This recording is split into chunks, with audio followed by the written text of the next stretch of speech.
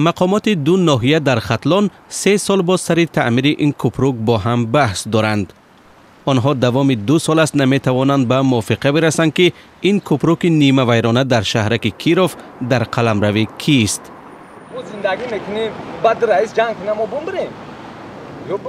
مقامات ناحیه های باختر و وخش ولایت ختلان با دلیل های خود مسئولیت را به گردن یکدیگر بار میکنند. تریتوری باختر وخش میگه که باختر روز کنه، باختر میگه که خلق وخش میگذره وخش روز کنه، هیچ کس صاحب نداره.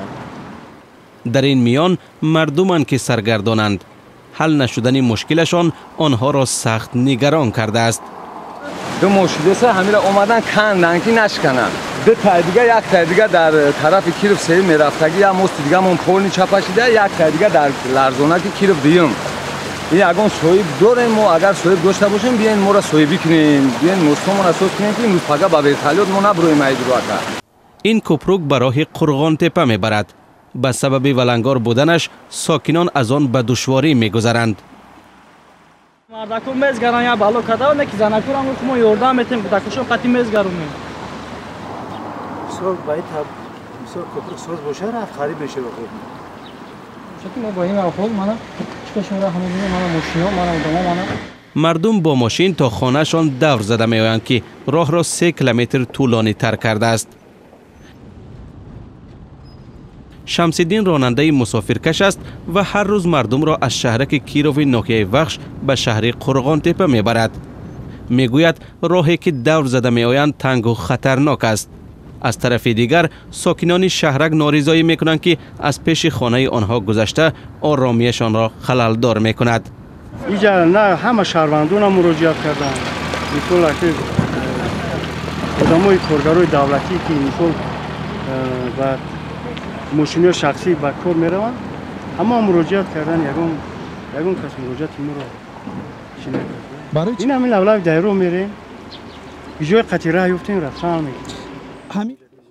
این مکتوب دست جمعی ساکنان شهرک کیروف به رئیس ولایت ختلان است و این هم پاسخ او به مراجعت ساکنان. رئیس ولایت بررسی مراجعت را به مقامات ناحیه وخش واگذاشته است که همانا یک جانبه بحثی این پل نیمه ویرانه است.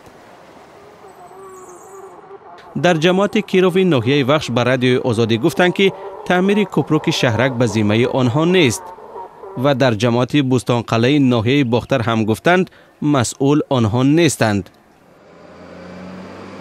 در اداره خواجگی راههای اتومبیلی منطقه قرغان تپه به رادیو آزادی گفتند که نمیدانند این کوپروک در قلمرو کیست. اگر صاحبکار خرج تعمیرش را بپردازد آنها آن را تعمیر خواهند کرد. ساکنان باشد از این نامعینی خسته شدند.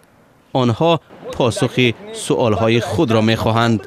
نالوگ میسپارند، گاییده میتند، جای استاینکشان میتند، لیستنزه میتند، راه باید سوز کنند، راهی هوا روز بسته این کوپروک شو میگذارن روز. این هم یک خیر خدای میشه، مرگ مرده میشه و آیا جای دیگه مهمون میاد میگه خدا بگیره راهاتونه. همین هم با دولت دوری همین هم خیر نمیدونیم ما چی بگیم. ما آدمای